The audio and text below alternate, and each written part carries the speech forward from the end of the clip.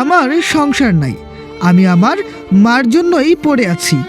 এই কথাতেই জীবনের সব ত্যাগের গল্প বলেছেন আরিফুল। গাজীপুরের শ্রীপুর উপজেলার দুর্লভপুরের পূর্বপাড়া গ্রামের এই যুবক দুই পা হারানো অসুস্থ মাকে এক মুহূর্তের জন্য ছেড়ে দেননি। যদিও মায়ের সেবা করতে গিয়ে হারিয়েছেন চাকরি ও সংসার। আরিফুলের মা রহিমা বেগম একসময় ছিলেন সুস্থ।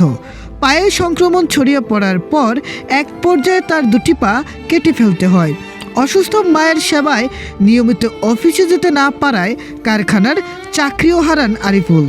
এর কিছুদিন পর 2.5 বছরের সন্তানকে নিয়ে স্ত্রীও তাকে ছেড়ে চলে যান। 3 সন্তানের মধ্যে ছোট ছেলে আরিফুলই এখন রহিমা বেগমের একমাত্র ভরসা।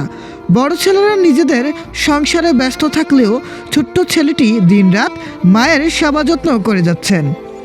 আরিফুল বলেন, আল্লাহ যতদিন হায়াত দিয়েছে ততদিন আমি আমার মায়ের সেবা করব।